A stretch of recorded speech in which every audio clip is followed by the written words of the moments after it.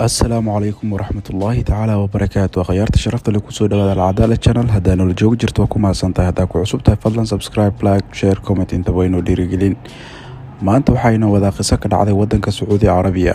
القصة دان وحقيقة وحينا كدعدي ودنك سعودي عربية جارهان قبل كعرعر شيكاdan waxay ku saabsan tahay nin Sacuudiyan ah oo ka soo jeedo Carcar. ninkan waxa la dhalatay afar walaalo ah dhammaantood way guursadeen markii laga reebo asiga. dadka inta badan waxay dhihi jireen goormaad guursanaysa. xaqiiqdii hadalkaas wuu dhibsaday aad iyo aad ayuu u dhibsaday su'aalaha tirada badan ee dadka weydiinayaan. reerkiisa markay arkeen inaan lagu soo qaadi karin afaaraha guurka iyo wax la mid ah marka dambe faraha ayay ka qaadeen wax su'aal ah dhanka guurka kama weydiinin. dhowr isbuuc kadib ninkii waxaa lagu cazumay aroos. caadi ahaan carabta waxay leeyihiin markii arooska dhiganayaan inay ku kala dhigtaan ragga iyo dumarka laba qaybood. marka arooska qaybta ragga waxaa lagu qabanayay meel magaalada aad iyo aad uga baxsan. ninkii asigoo wadada ku sii socdo wuxuu maqlay naag ku qaylinaysa fadlan ya caawi fadlan ya caawi. meesha waa saxaro. naagtii waxay ku qaylinaysaa fadlan ya caawi fadlan ya caawi oo ha iga tagin. ninkii wuu isku dhex yaacay wuu yaabay gaarigiisa ayuu iska fariistay quraan ayuu daartay. marka ka dambeyso qayladu way sii siyaadaysay.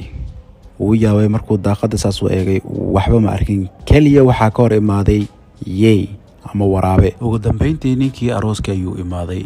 qaar ka mid ah dadka arooska ka soo qayb galay ayuu ugu sheekeeyey arrintii uu ku arkay wadada, balse dadkii wax saasa kama soo qaadin. maalinta xigtay wuxuu ugu sheekeeyey saaxiibadiisa qaar ka mid ah waxay go'aansadeen inay aadaan meeshii weliba maalin cad. si kastoo meeshii saxaraha ay naagta ugu raadiyaan way ka waayeen wax naaga ama raad ilaa raadka yeyga mooye. hal isbuuc kadib wuxuu aaday meel majlis ah oo fadhiyaan dad. wuxuu dadku u sheegay inuu rabo inuu guursado. dadka way la fajaceen.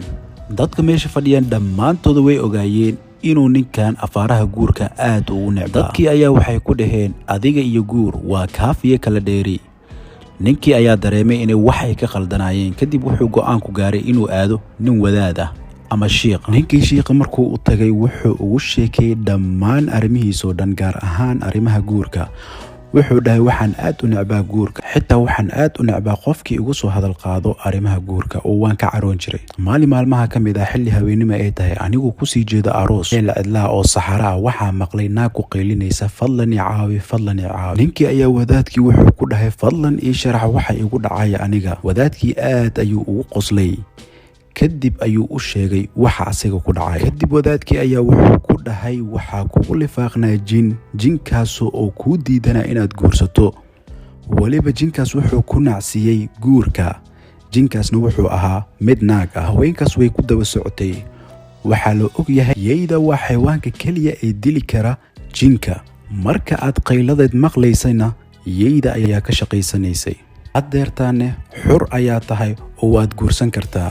waxa aad ka xorowday jinkaas.